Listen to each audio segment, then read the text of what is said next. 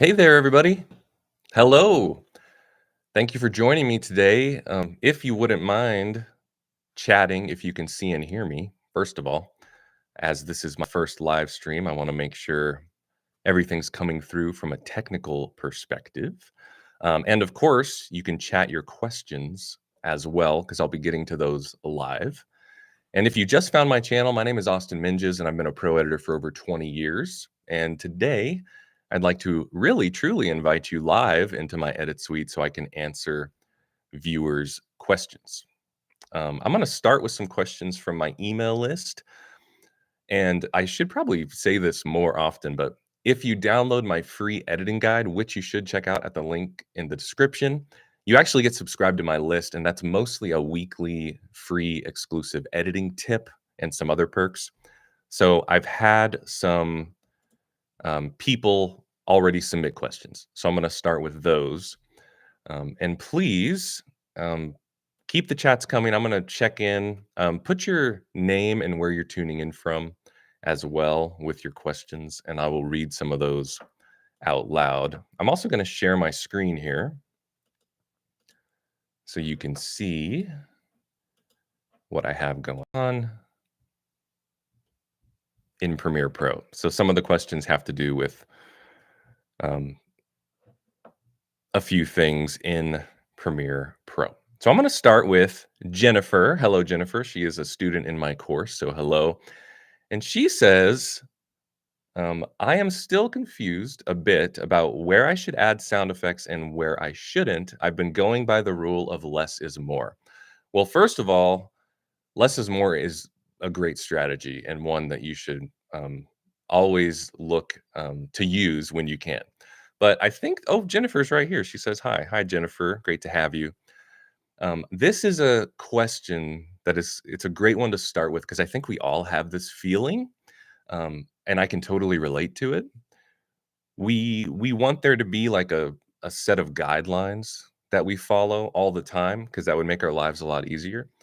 But for better or for worse, this is a question that comes down to personal taste and those decision making skills I talk about. And it's really a case by case basis. So I would take a step back from the question of should I add more sounds here or should I add less? And I would go back to that first step that I always talk about, which is what's the emotion you're targeting for this particular project and for this particular scene in the project. Okay. So I might be working on something and maybe I've done the less is more strategy with my sound design. And I think to myself, okay, well, I'm targeting this emotion. And I had a feeling this time when I watched it that if I added some more sounds, it might more successfully target those emotions. But the opposite could also be true. Maybe you have a lot of sounds in your sound design and you kind of go back to your initial emotional target. And the answer might be maybe if I took some sounds away, I would actually um, target my or achieve the result of the target emotion I'm going for um, better. So I know that's a hard answer because I'm sort of saying go back to the why of your scene, but it's such an important answer because that's the answer to a lot of questions when we're trying to find should I do it this way or should I do it this way? You have to go back to your why. And actually, the next video that's coming out after this is a great conversation I had with veteran commercial director Scott Rice on editing for emotion. And we outline kind of three practical steps you can take. And the last step is if you're really stuck, show that scene to someone you trust. It could be a friend, it could be a colleague, and ask them if it's evoking the type of emotion you want. And you could even specifically ask about the sound design. And then try again if you get feedback that maybe you weren't quite hitting what you wanted to hit. So go back to that target emotion. And when in doubt, show your work. And it's really a case by case basis. But that was a really good question. So thanks, Jennifer. So I'm going to go to another question as people come in. Hello, Sleeveless MTG. Hello to you. Thanks for joining. And I see only son is in here. You're a frequent commenter. I'm really appreciate all your support. But I'm gonna bring up a question that Doug, he's another student in my course.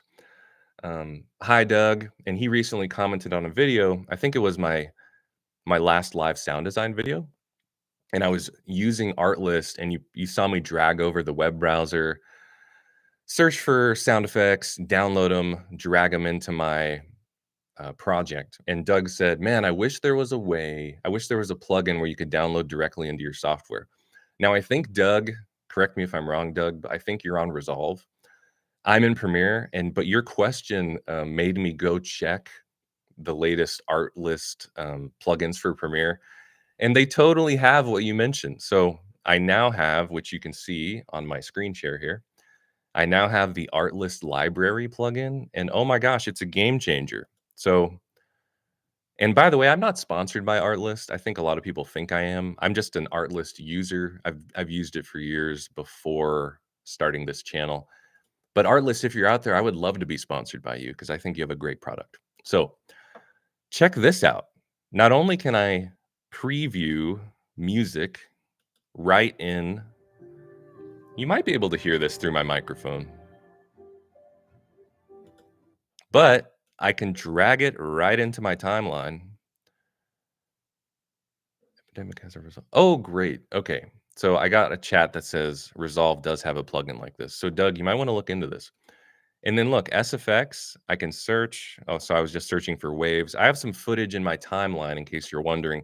I'm working on a new exercise, and I'm going to record my editing live. I think people enjoyed.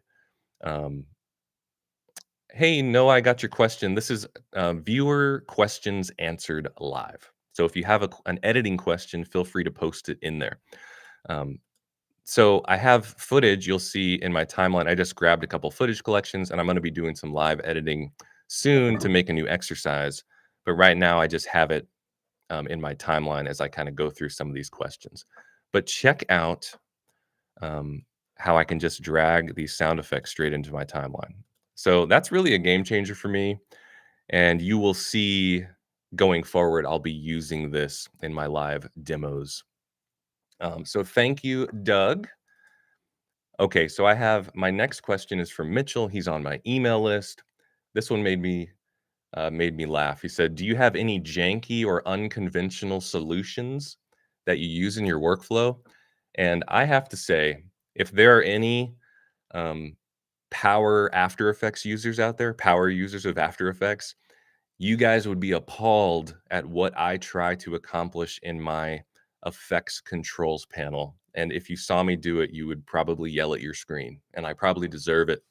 Um, Although, in my defense, I get a lot accomplished in my effects control panel with keyframes and masking, and I can do a lot. And then also, oh, thank you, Aldrin Chua. Thank you for joining. And people, put where you're joining from too. I think it's really cool how people are chiming in from all around the world. My Life Part 2. Thank you. Put your names in as well if your name is different than your handle.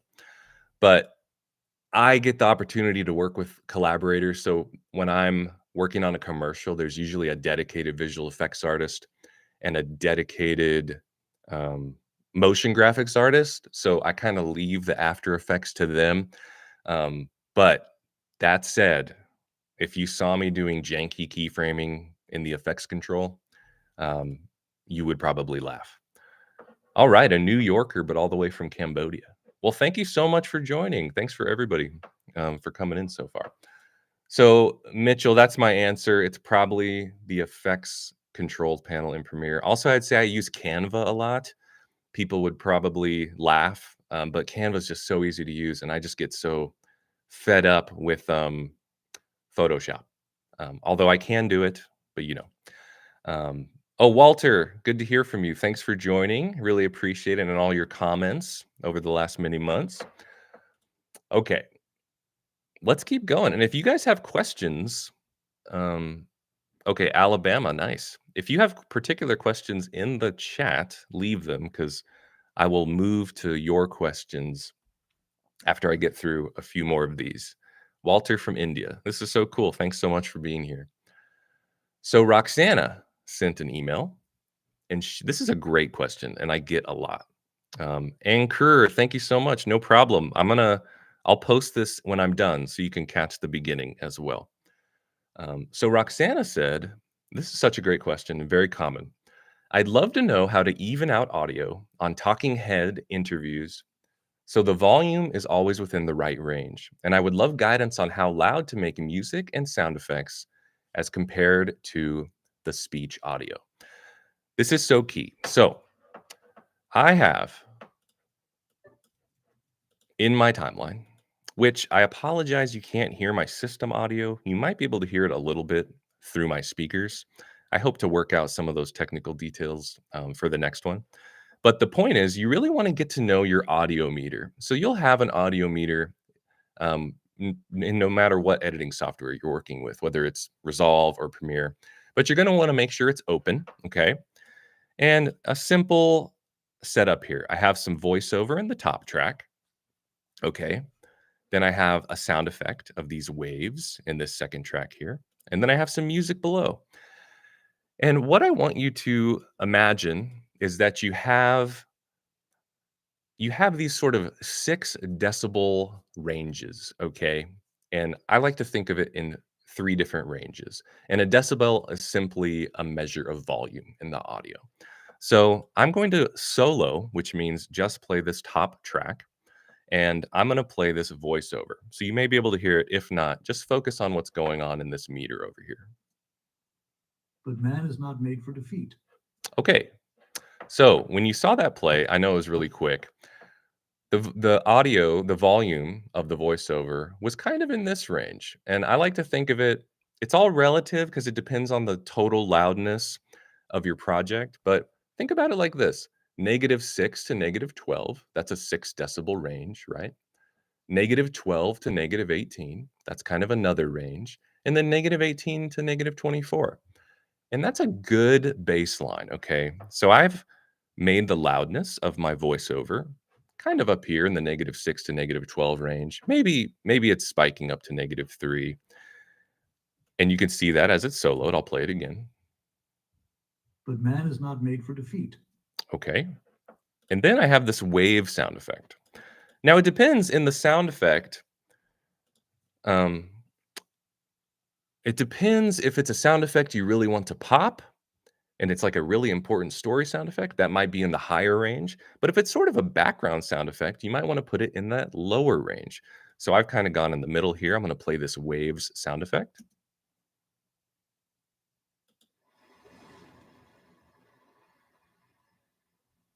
Okay, so that the waves here, that's kind of low, but it's in that bottom range, kind of -24.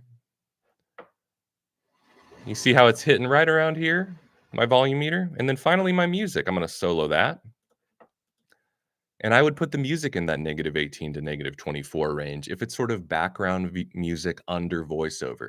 Now, again, if it's the most important part of the story, you might have moments where the music is in that top range. But let's hear the music sort of in that bottom 18 to 24 range, -18 to 24 range.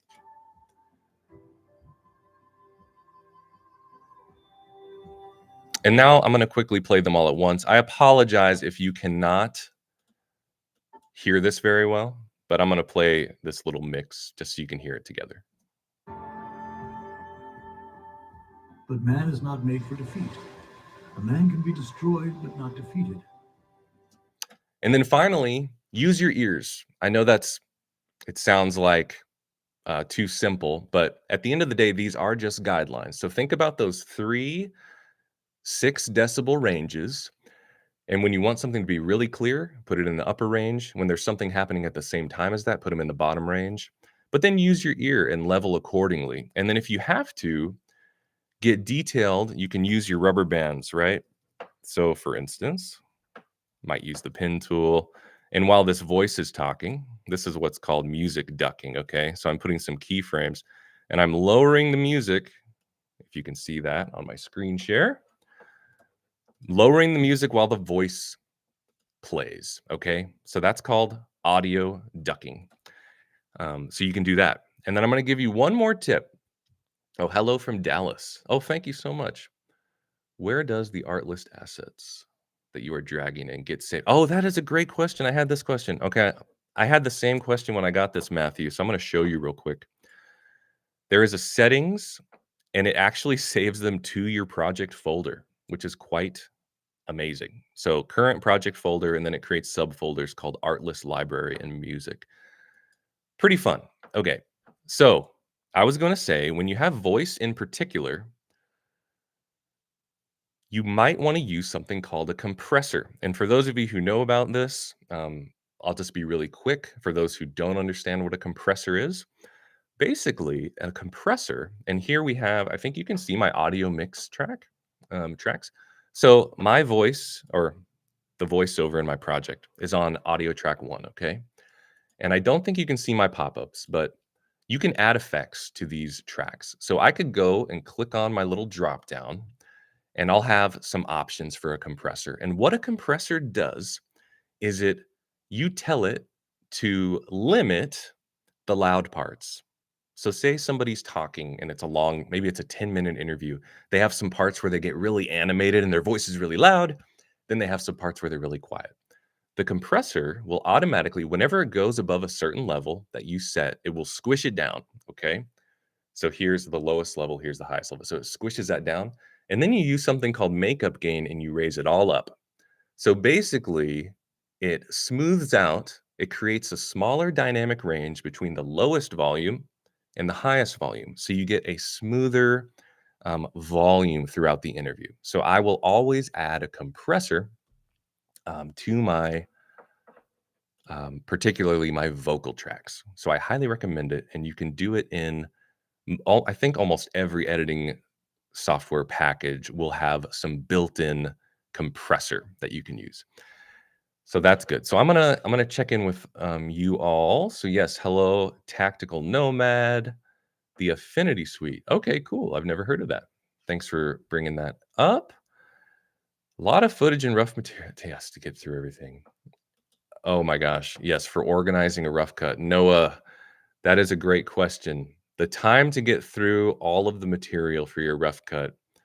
Do I have any tips for editing faster? Well, I do recommend you take the time to watch everything. I think I did a documentary video and I talked about the importance of getting to know your footage. So I don't know if there's any way around that. Um, But I would say if you watch your footage in a really focused manner without any distractions and really kind of soak it in, because I actually think it's worth that upfront time to really get to know your footage, even if it's a lot. So I would plan on that time. And the more focused you are while you're watching it and taking notes, you'll save so much time later down the road. So it really is worth that time. Okay, let's see what else. Thank you.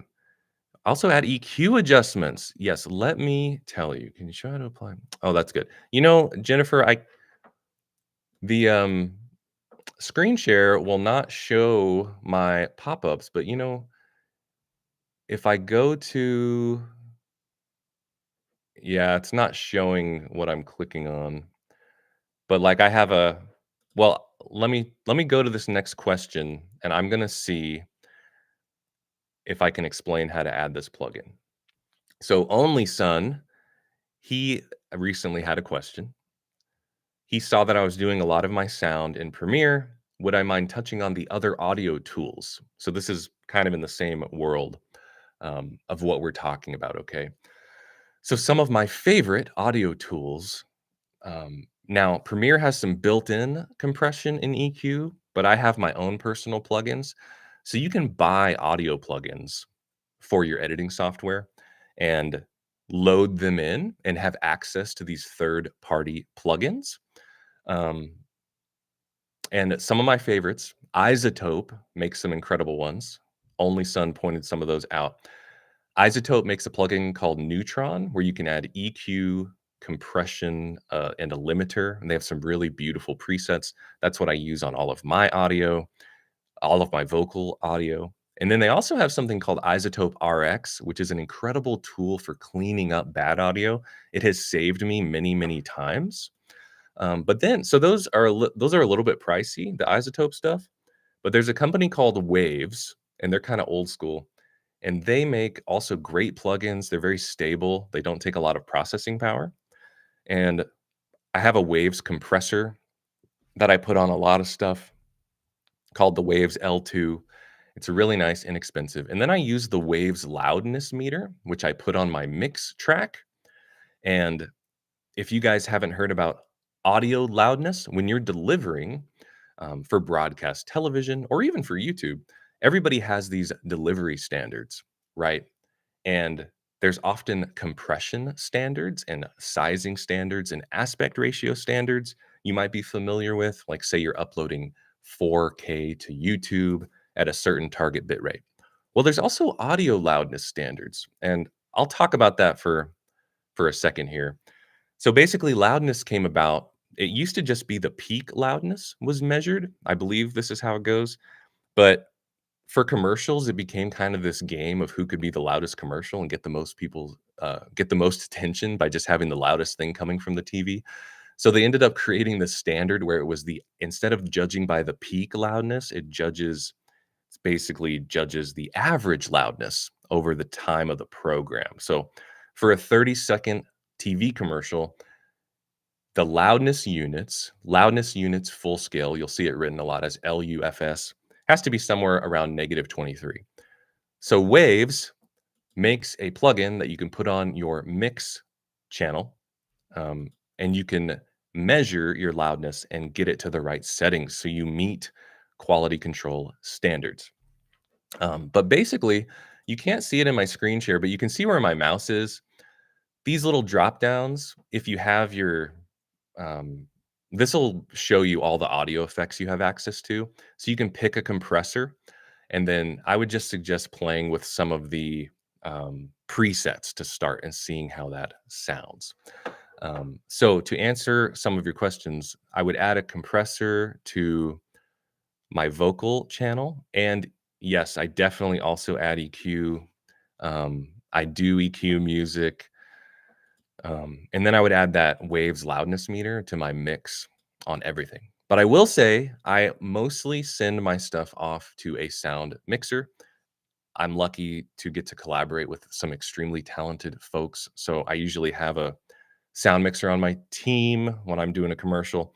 So I will actually just do the sound design in Premiere, and I will deliver an AAF file that then they take into Pro Tools, and they have all the plugins and all the fancy gear and a really incredible studio to do the final mixing. So in my videos, you'll mostly see me doing sound design. Okay, I am going to come back to these comments. Mahek, thank you for joining. I hope I said your name correctly. Want to pivot to story-driven shorts and features? Yes. Learn to serve the story first. How do I collaborate with directors and pivot? That is such a great question. I did a pretty long, I think it was like an hour talk with one of my favorite people, Scott Rice, but he's a incredible director and he's one of my main collaborators, and we've been working together for a long time. Um, and we did an hour-long video that you can find on the channel saying how to land dream clients. And my main piece of advice is it's all about relationships. And whatever you have to do to start building those relationships, I highly recommend, even if you have to work on certain things for free. And there's a lot of YouTube content, and there's some great truth to this about why you should never work for free. But actually, I think it's way more of a gray area than that. I don't think it's so black and white.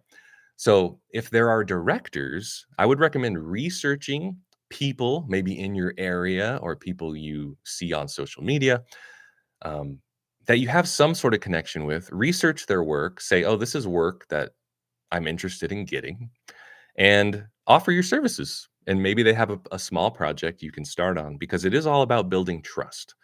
So, and making sure you jive creatively. So I would say try to meet some directors and see if there's any chance to work with them. And through that experience, you're gonna build your experience working with directors, and you're gonna get better and better at it. But you just got to really start. So that is what I would recommend for that. Okay, sleeveless MTG. I do education tutorials about fusion. Oh wow, that's cool. Mostly, I'm struggling with retention and ways I could add in storytelling somehow. Okay, change your video capture to screen instead of a window. Video capture to screen. Okay, okay. I might try that. But let me answer your story question.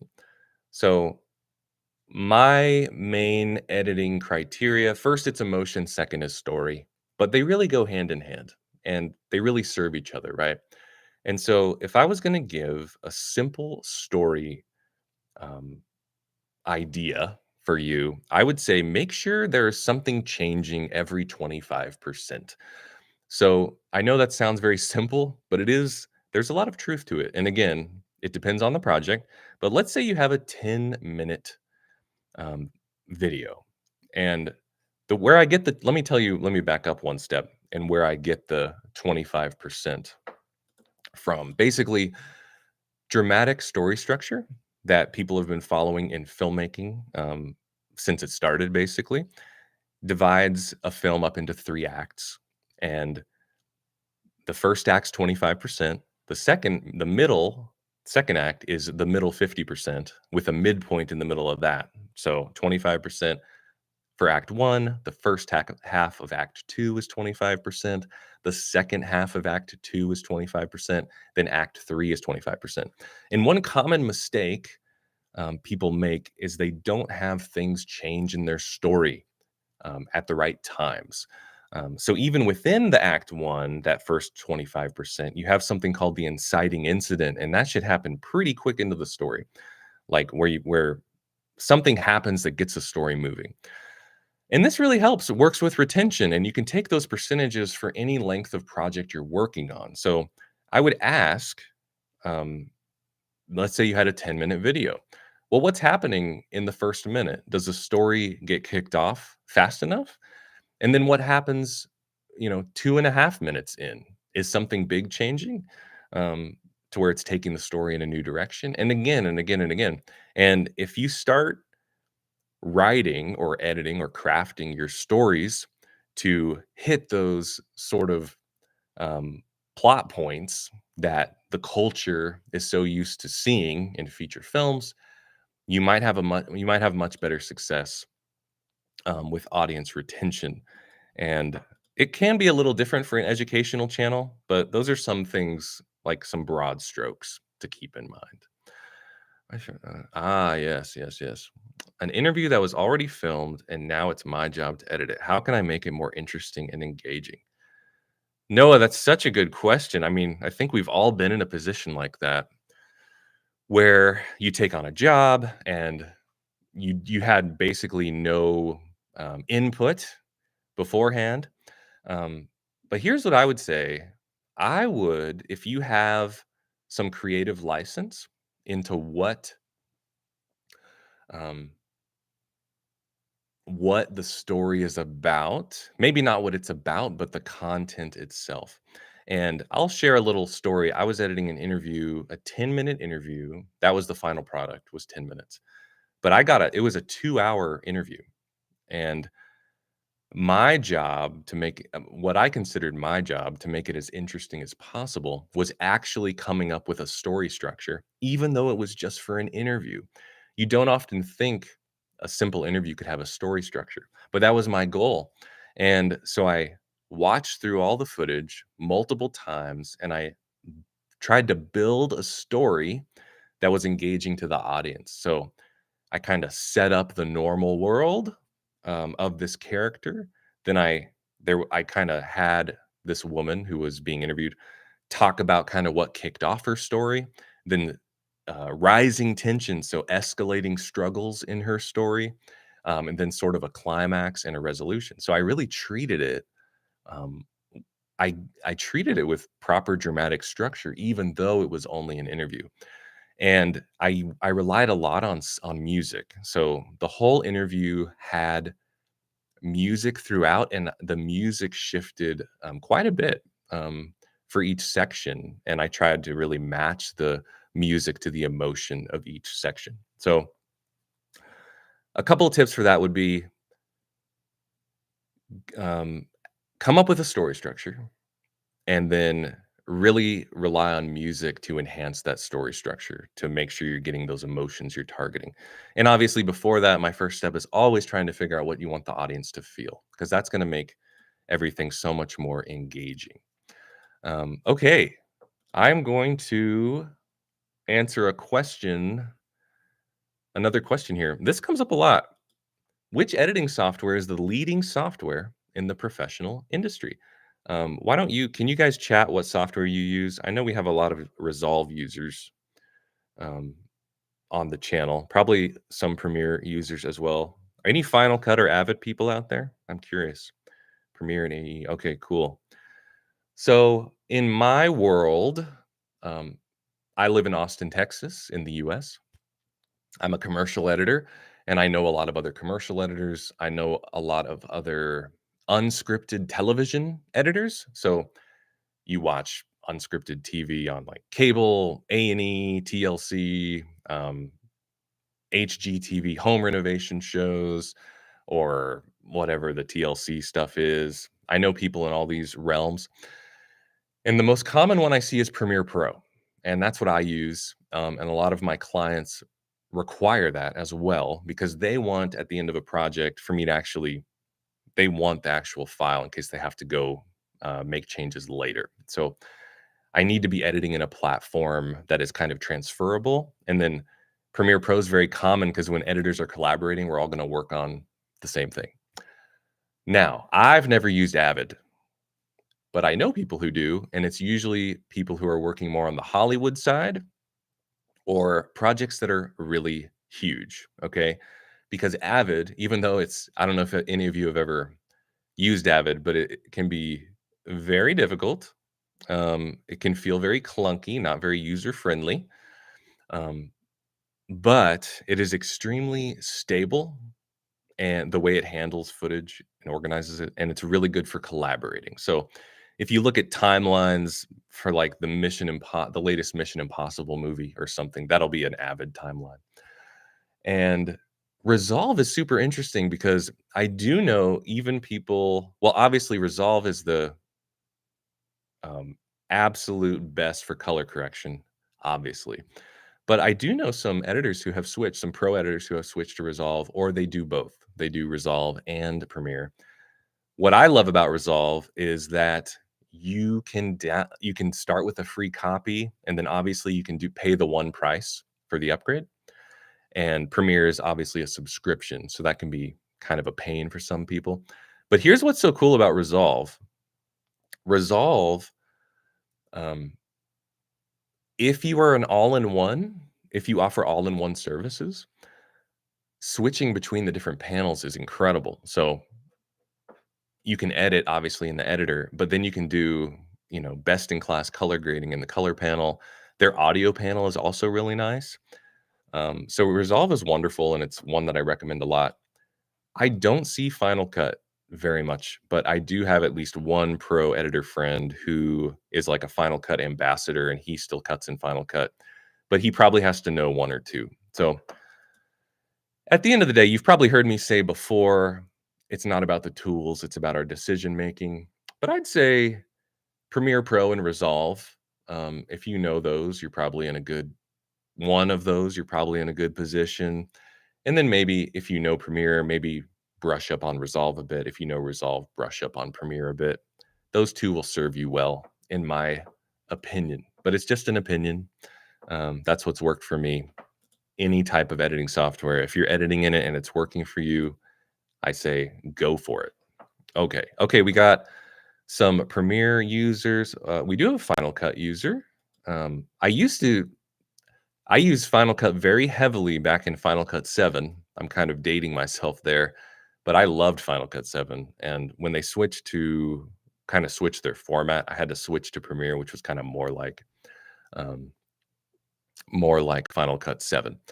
We have Premiere Pro. Jennifer's used Avid and is on Adobe. Great. Walter's Resolve. Okay, cool. How do you decide? Okay, we have a couple more questions coming in from the chat. I know. Okay. How do you decide to edit music with scenes? That is a wonderful question. I actually am planning on making a video soon about how to pick music because I think that's something that we all struggle with.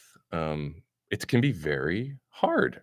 Oh, Anchor, I actually had your question. I had that question written down. I think you left it as a comment. So thank you for reminding me here. Let me just talk about that for a little bit. Um, there's definitely an art to choosing music. I mean, it's literally art, right? So you'll hear me say this a lot, but I would say go back to the emotional target you're trying to hit in that part of the video you're working on. And then look at music. And here's what I'm going to talk about in an upcoming video about choosing music. I'm also a composer. It doesn't make up a lot of my paid work, but it makes up a small portion of it and I do it for fun. So I think I have a little bit of insight into choosing music.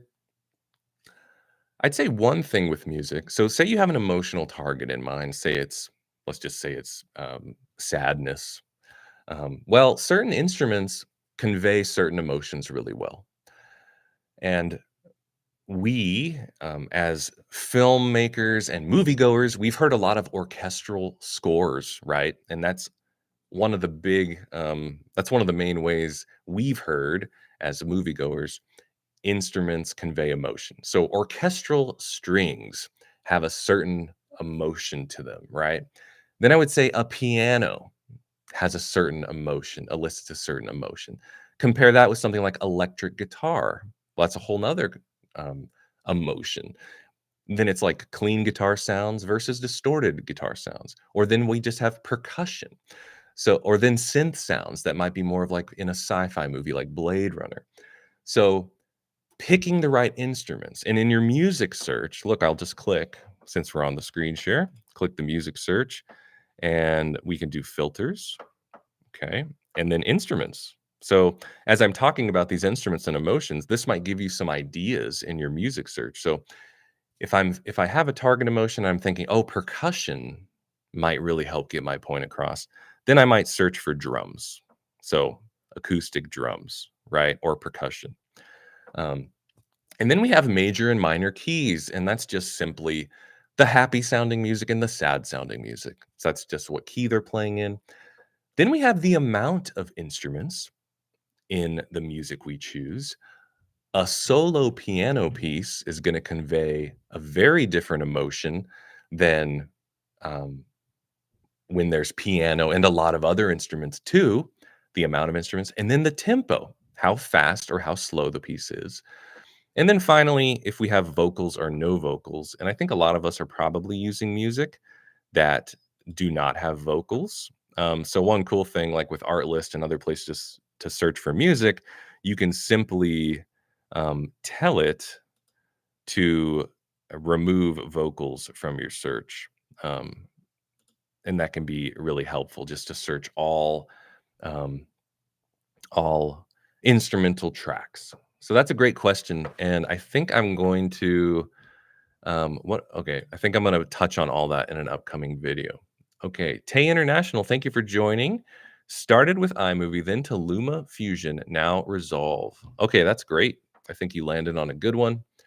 Oh yeah, here's a couple more questions. And thank you all so much for joining me today and making this so fun. I really appreciate it. I do want to say recently a friend asked what was the most surprising thing about doing YouTube for a year. And honestly, it's how kind and encouraging you all are. So I really appreciate it.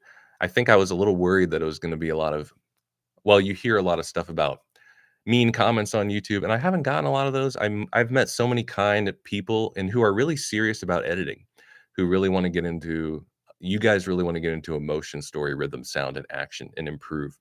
So thank you. Oh my gosh, I love Bob Ross. Thanks, Jennifer. That's so sweet. Okay, so Mahek, this is a really good question. Even after 5 years, I don't feel skilled enough. Everyone wants an editor who can do it all. I know that's really hard, um, because on this topic, my heart is for I love collaboration, and I love being skilled in a couple of things. So I learned early that I am not a great designer. I'm not great with motion graphics. I can do a little color, but not a lot. You're probably not going to see many color grading videos on my channel. I wanted to specialize, and I think that's maybe one thing you all like about this channel is we're really diving into editing. But it is true that especially on jobs when you're getting started, people might want a little bit of everything. Um, so sometimes that can't be avoided, and I do think you should have a working knowledge of all the other pieces, but I do recommend trying to specialize, even if you're still taking on jobs, um, where you have to do everything. I would have this other path where you're really trying to hone in on what you're best at, because at the end of the day, that's gonna serve you best. So, maybe as you start out, you learn a little bit of color correction, learn a little bit of sound mixing, learn a little bit of motion graphics. You've obviously got your editing and sound design, um, and that's good because that'll help you collaborate with those people down the road and give you empathy for one another. But as you're doing that, and maybe you're doing these kind of all-in-one jobs, really dive in and focus on a couple of the things you're best at, and it takes some self-reflection to figure out what you're best at. It's also hard to admit what we're not great at. And I would also say try to find some people you can collaborate with, whether it's people in your social circle or friends of friends or people on social. Find some people who are best at the thing you are not best at, and then try to start incorporating them into your collaborations. Maybe even consider bartering with them. I've done this throughout my career. I'll say, "Hey, I have a I have a friend who does motion graphics. Hey, I'll edit this for you if you do some motion graphics for me." So we can kind of divide and conquer some of our projects. Um, so that could be a good way to get into that. But as you become more and more specialized in the things you're best at, you will probably move up in, I'd say, the more entry level jobs will expect you to do it all. And as you kind of go up, it becomes more and more specialized. And that's just basically because the budgets can support it. So like a content creator on YouTube might want you to do everything because that's all they can afford. But if you get into more commercials and advertising, well, they have budgets where there can be a whole team. And I've been blessed to be able to do that. And I'm thankful I get to work with a team of people who are all specialists in one thing. So I'm usually the editor and sound designer, but I get to send off all my sound design to get it beautifully mixed. I get to send off all my footage to an incredible colorist. I usually have a visual effects artist polishing everything up and adding any visual effects, and then motion graphics. And then I'm sort of putting it all together and creating the final output or the final online edit. I try not to take that for granted because I know it's hard. It's a cool place to be, and I'm very thankful for it. But it is possible. So I think if you just keep going, you can get there as well. Okay, I hope that answered a little bit of that. Okay, Ann Kerr, please add this topic. What are the other ways to change music other than fade in and fade out? That is an excellent question. I totally should. Um, I will include something like that. I have a video on my channel about music editing, and I think I touch on some of this. I love a hard cut into music, meaning you're switching scenes, and on that frame one of the next scene, a new music track starts, like right on a downbeat, really powerful. That's one way to do it. And then I also love a hard stop to music. It could be the music cuts out and then there's this quiet. I love contrast. So music starting and stopping, going from quiet to loud. You might have seen some of that in my how to edit for contrast exercise, starting and stopping music. And then when you decide to fade in and out, I think when we start out, I'll pose this. Maybe you can chime in if this has happened. Um, it's when you fade in and fade out. And I think when I started, I kind of always thought you would just kind of fade out music toward the end of a scene and then fade up toward the beginning of the scene. But it's actually more about bridging those gaps with music. So think about let's say you're working on two scenes. In that first scene, Maybe there's an emotional moment midway through, and that's when your music fades up in the middle of the scene. And that music might carry the viewer all the way through the end of that first scene and into the second scene.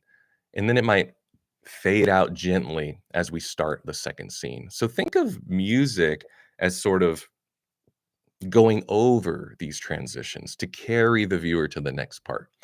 That is an interesting um, that is an interesting way to think about it.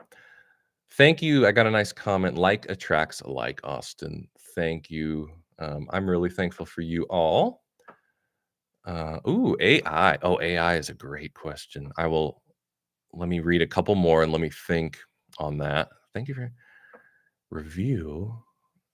Oh, review edits of subscribers. That is a great question. I would love to do that. Um, I would love to review edits of people's work. Leave a few seconds. Yep. We got some good ideas coming in on how to use music. Thank you for adding those. Let me talk about AI for a second because that's a hot topic. Um, I plan on making a video soon about. I was going to call it something like how to AI proof your editing, and obviously I'm biased. This is like a little bit of a plug, a self plug, but I think the things that I teach and that you all are learning are things that are AI proof. So I think a lot of the technical side of editing um, will be replaced by AI, meaning, and it also has to do with budgets. So let's say a YouTube creator does an interview and the interview software they use has a built-in AI editor, and it's just simply cutting between cameras, and so they spit that out. Is it as good as if one of you sat down or I sat down and decided exactly where to cut? I don't think so. But is it good enough for their purposes and budget? Probably. So it's hard to fight that. Or like transcribing. If you were in the job of transcribing voices, that's probably going away because now in Premiere, with the click of a button, I can have a full transcript, right? And captions. But I think emotion and story in particular cannot be replaced by AI. I think there always will have to be an editor or somebody in charge, even if we're using the AI to support us from a technical standpoint. Somebody has to come up with what are we wanting people to feel, and guess what? Robots don't feel. We have to come up with how people should feel, right? um, and we are going to tell the best story, I think. So I think we're AI proofing our editing by focusing on emotion, story, and I think rhythm, sound, and action too. But I think a lot of the super technical editing will probably start to be taken over by AI. So let's dig in to these real editing fundamentals, so that we can be the ones who are still creating these stories. Because on the other hand, while AI is taking some of the jobs, I think there's more need for editors than ever before. It's actually, I think, a really exciting time to be an editor because it feels like everybody needs an editor because there's just so much content being created um, everywhere. So I'm going to hit a couple more questions here. I had a question from Walter that he left on one of my videos where he noticed there were multiple music tracks on one of my videos, and I wanted to touch on this real quick. So I'm going to click on see music on my Artlist panel. And then look, on certain music tracks, they have uh, this little icon and it says stems. And when I click on it, it shows me um, all the different instruments in this track. So I can download them separately.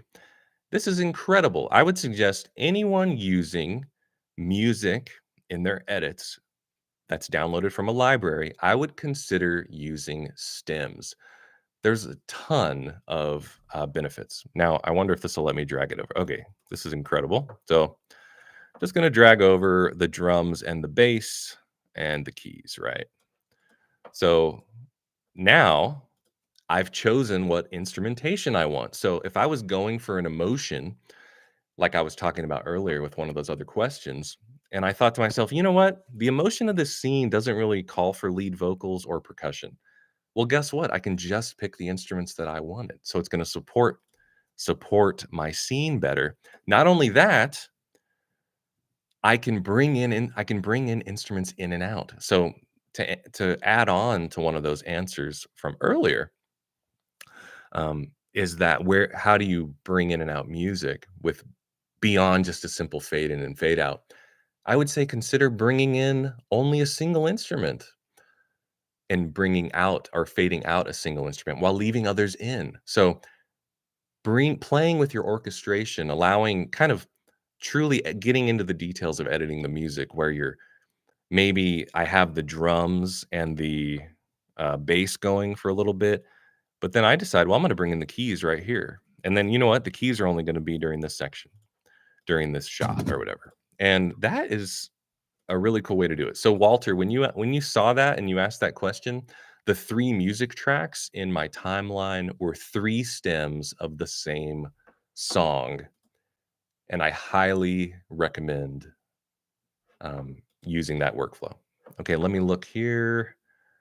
We got a couple questions. Yeah, AI cannot be the storyteller. So I got some people chiming in. Using that are costly.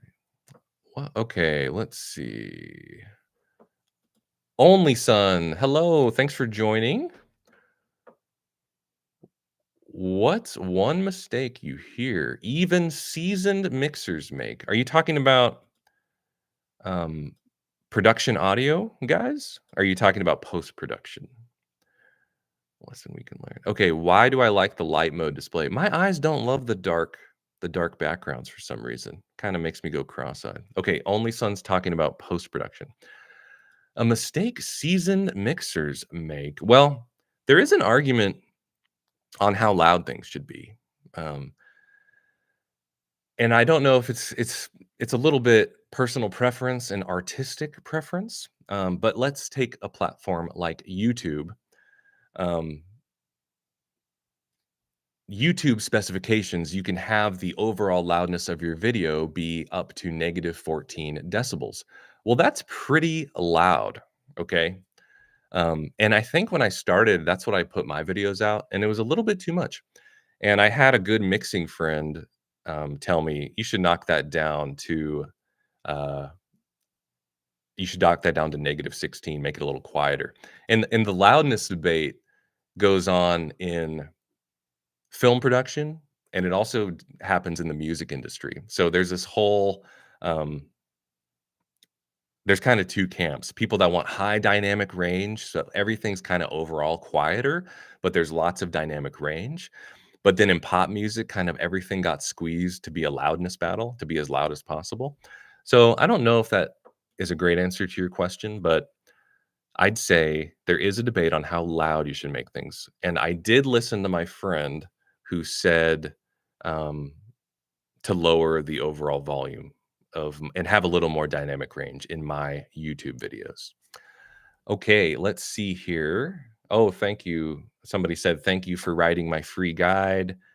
I am so thankful you all have found that helpful. And if any of you don't have it, it is free. Download it at the link below. I did put a lot of work into it.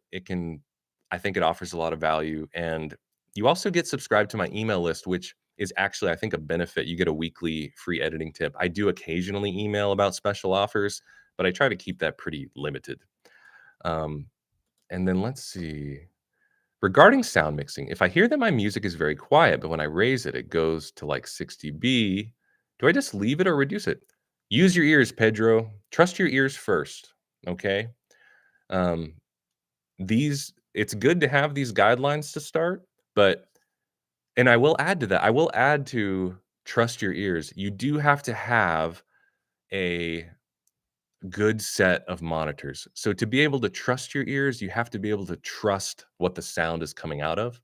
Um, it doesn't have to be super expensive. I think I have a headphone review where I have my headphones. I can show you.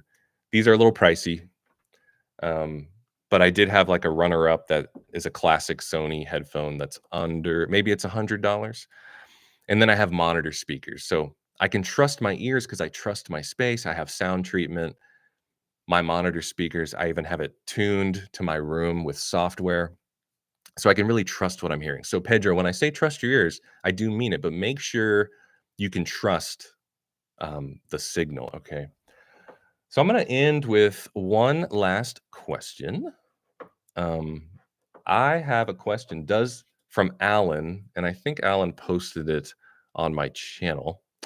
Um, let's see. He said, "Does the director or producer sit with you during the edit?" And the answer is yes, a lot of times. So I would say as you get, as you kind of move up into more complex editing jobs, the better the chance there's going to be you're going to have a collaborator in the room with you. So it's actually one of my favorite parts. And I've been in rooms with 9 people behind me. I mean, add a comment in if you can imagine that or if you've been in a position like this. But when you edit TV commercials, there's a lot of people involved. The higher the budget, the more people is kind of how it goes. And this doesn't have to be a bad experience. I've had extremely fun experiences. It's very invigorating, but it's can be very stressful and takes a lot of practice. And just a quick anecdote, like if you're working on a commercial, you're editing, there's 9 people behind you, all of them have an opinion, they don't all share it at the same time. It depends kind of what the dynamic of the room is, but you're doing things in real time and you're trying stuff in real time. And there is no better motivator to get faster at editing with hotkeys. I don't know if you guys see me work. You see my mouse is not moving around much. It's because I can do almost anything. I could probably do a whole edit without touching my mouse. It's because when there's that many people in the room, 10 seconds feels like an eternity. So it has to do with mental processing. How quickly can you understand what they're asking for? Then how quickly can you translate that to the edit, and then find what you're looking for, and then actually physically make a new cut. And while having a conversation with them, because you want to be personable and make it an enjoyable experience. So, in preparation for you all who want to end up taking on jobs where you have a collaborator. Like, and oh, I will say that was the extreme. Most of the time, it's just one person or 2 people. Like, for instance, you've seen Scott Rice on my channel. He's one of my main collaborators. We edit together a ton. So he'll be sitting behind me and we'll edit live. But as you prepare for that point in your career, I would tell you to try to imagine there's somebody behind you and um, try to get faster, and one way is with hotkeys. I would say I'm a huge hotkey fan, and one thing I did, which this is just maybe could work for you, is I said, "You know what? I'm gonna map my whole keyboard," and I did it custom mapping. Somebody asked if I could put up what keys I'm hitting, but I made it all up, so it wouldn't do you much good. Um, but basically, as you're editing, open up a Google Doc or write something down if you're more of a pencil and paper person, and start to notice things you do that are repetitive and write them down. And then one day when you're not editing, um, say, I'm going to try to find a hotkey for these things, and then go in and look up go to the custom hotkey or the hotkey map in Premiere Pro or Resolve and see what's available and see if you can come up ways to do things faster, and do that over time. And eventually you'll have a custom mapped keyboard that will serve you well if you're ever in a situation like that. All right. Sound mixing for YouTube, Pedro. I mostly mix it like anything else, but I just make sure my loudness. I use my WLM loudness meter, and I make sure my overall loudness is now -16. I try to have all my videos around the same average loudness. Um, but yeah, that concludes the hour, and I am just so thankful for everybody who came and contributed. Um, Super fun. This was super fun for me. So I think I will do this again. So if you didn't get your question answered, or if I missed it, um, please or save that, and I will post again when I'm going to do my next one. It could very well be next week. I might do these more often. and post your question in. Come in and ask it live. And for those of you who haven't downloaded my guide yet, grab that, get on the email list. I also ask the email list for questions, and I'll try to answer those first. And then if you want to go deeper, check out my editing course. I'm having a blast. Students are improving so much. It's so fun for me. My course is built around working on a real world project where you get actual feedback from me. So I did not create this to be some passive thing. I want you all to understand the benefits of getting feedback from somebody, refining your work, creating something for your reel. That's the process I went through. That was so life changing for me. That's why I created this channel and the course. So check that out if you're interested. And again, thank you everybody so much. I so appreciate it. And I will see you on the next one. And happy editing, everybody.